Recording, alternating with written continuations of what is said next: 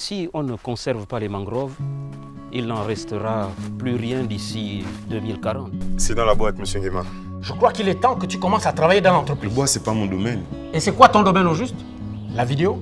Si vous ne régularisez pas votre situation, une saisie sera certainement pratiquée. Ézéchiel, nous sommes des Bantous.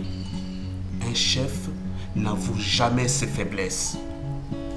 Il a besoin de toi. Prends tes responsabilités, même si cela implique d'abandonner tes rêves. Bienvenue dans l'entreprise, fiston.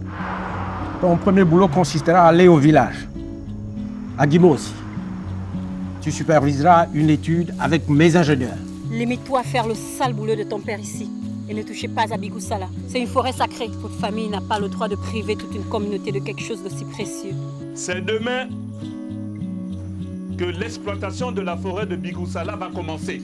Tu veux juste poursuivre ton rêve, alors que tu pourrais servir une cause bien plus grande pour ta propre communauté. Et toi, si tu manges à ta faim et que tu arrives à faire ce que tu veux, c'est grâce à ce bois.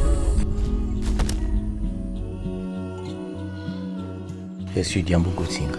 Je suis le chef de ce village. Nous sommes des Bantous, des Pygmées.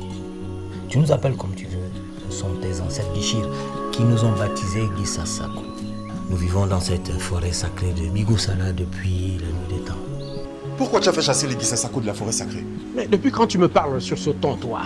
Écoute, de toutes les façons, ton père a un permis forestier sur les terres squattées par les Gisasako. Il est libre de les chasser. Tout ça à cause d'un malentendu qui est vieux de plus de 40 ans.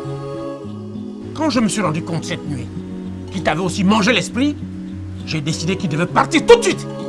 Voici la déforestation, dont est l'objet la forêt sacrée de Bigou Sala, qui, au-delà de toute législation, fait fi de la possibilité de faire du développement durable dans cet environnement sacré. Pour les communautés qui vivent ici depuis des millénaires en communion avec la nature, ce n'est pas juste une forêt qui est menacée de destruction, non. Mais c'est aussi notre culture, notre âme et notre identité. C'est une culture qui est intimement liée à notre patrimoine naturel sacré. Si nous perdons ce qui fait de nous ce que nous sommes aujourd'hui, alors dites-moi, que nous restera-t-il?